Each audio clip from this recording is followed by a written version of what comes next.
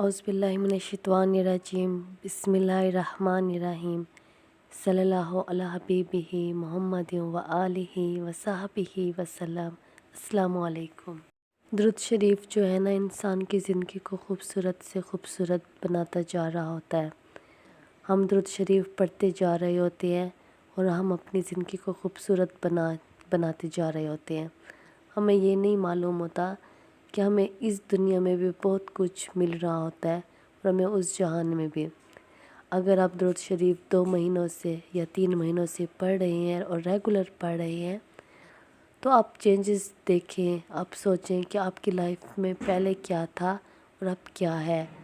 इसी तरह आपकी लाइफ में आहिस्ता आहिस्ता चेंजेस आएंगे और फिर एक दिन ऐसा आएगा कि आपकी ज़िंदगी की सारी परेशानियां बिल्कुल ख़त्म हो जाएंगी। आपकी ज़िंदगी में कोई रुकावट आ रही है या कोई मसला आ रहा है, ये सबसे बड़ी बात आजकल जो बंदिश है, जादू है, असरात हैं, ये बहुत ज़्यादा आम हो गए हैं। और आप दम भी करवाते हो, दम करवाते वक्त आपको वक्ती आराम होता है, लेकिन फिर से वही मसला, वही बीमारी, वही तकलीफ़ होती है। फिर आप दुरूद इब्राहिमी पढ़ें या दुरूद खिज़री को पढ़ें, पहले आपका जी नहीं करेगा कि आप दुरूद पाक पढ़ें, लेकिन ये शैतानी असरात होते हैं जो आपको दुरूद पाक की तरफ नहीं जाने देंगे, नमाज कुरान की तरफ नहीं जाने देंगे।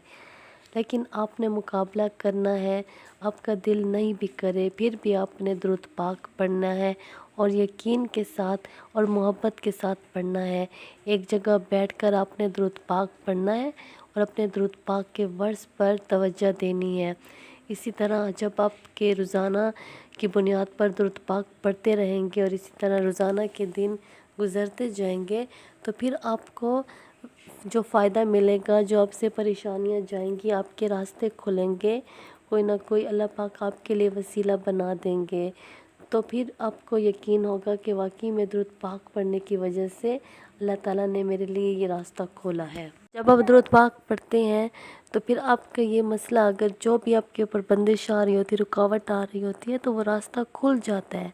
जहाँ से आपको कोई फ़ायदा मिलना होता है या कुछ भी आपको मिलना होता है, आपकी बीमारी के लिए कोई डॉक्टर आपके सामने आ जाता है या कोई भी काम आपके सामने आ जाता है, तो ये रास्ता खोलने का दुरूद पाक एक ख़ूबसूरत ज़रिया है। आप जब दुरूद पाक पढ़ते हैं तो अपने मकासद को सामने ना रखें, बल्कि हज़रत मोहम्मद सल्लल्लाहु अलैहि वसल्लम की मोहब्बत में पढ़ें। इंशाअल्लाह फिर तो आपको फ़ायदा ही फ़ायदा है। एक ख़ातून कहती हैं कि उनकी ज़िंदगी में मिरेकल्स हुए सूरत यासीन को पढ़ते हुए। वो सूरत यासीन इस तरीके से पढ़ती थी कि जब पहले मुबीन पर पहुंचती थी तो दोबारा से स्टार्ट करती थी, फिर दूसरे मुबीन पर पहुंचती थी तो फिर दोबारा से सूरत यासीन स्टार्ट से, तब दोबारा से शुरू से ही स्टार्ट कर लेती थी, फिर तीसरे पर फिर दोबारा से, फिर चौथे पर जब पहुंचती थी फिर दोबारा से आती थी। इसी तरह 7 मुबीन पर जब पहुंचती थी तो स्टार्ट लेती थी, लास्ट जब मुबीन पर पहुंची तो फिर उसको फाइनल कर देती थी। तो वो कहती हैं कि इस तरह सूरत यासीन पढ़ने से अल्लाह ताला ने मेरी ज़िंदगी में जो मेरी हाजात होती हैं वो पूरी हो जाती हैं। मेरी शादी हुई थी और सब लोग मुझे कहते थे कि अल्लाह तुम्हें बेटा दे, लेकिन मैं अल्लाह ताला से ये दुआ मांगती थी कि अल्लाह ताला मुझे बेटी दे।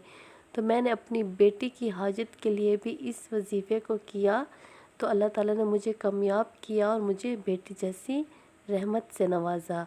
और फिर एक दफ़ा वीज़े का मसला था, तो फिर मैंने बहुत कोशिश की, लेकिन कोई रास्ता नहीं खुल रहा था और तब रुकावटें आ रही थी। तो मैंने इस वजीफ़े को किया, तो इसके करने से मुझे पता ही नहीं चला, मेरा वीज़ा भी लग गया और मैं अपने घर शिफ्ट भी हो गई। 2 महीनों के अंदर अंदर सब काम बिल्कुल ठीक हो गए। मैं अपने घर में शिफ्ट हो गई और सेट भी हो गई। ये सब इस वजीफ़े की बरकत की वजह से है। दोबारा ही ये वजीफ़ा बता देती हूँ। जब स्टार्ट से सूरत यासीन आपने शुरू करनी है तो मुबीन, जब पहले मुबीन पर पहुँचे तो फिर उसके आगे नहीं जाना, दोबारा से स्टार्ट लेना है। तो फिर दूसरे मुबीन तक पढ़नी है, फिर दोबारा से स्टार्ट लेना है, फिर तीसरे मुबीन तक पढ़ना है, फिर दोबारा से स्टार्ट से लेकर फिर चौथे मुबीन पर। जब चौथे मुबीन पर पहुँचे तो फिर स्टार्ट से 5वें मुबीन तक। इसी तरह आपने 7 मुबीन कंप्लीट करने हैं। जब लास्ट 7वें मुबीन पर पहुँचे तो फिर बस इसको फाइनल तक पढ़ लें। इसी तरह आप सूरत यासीन को पढ़ें, अपनी हाजात के लिए पढ़ सकते हैं।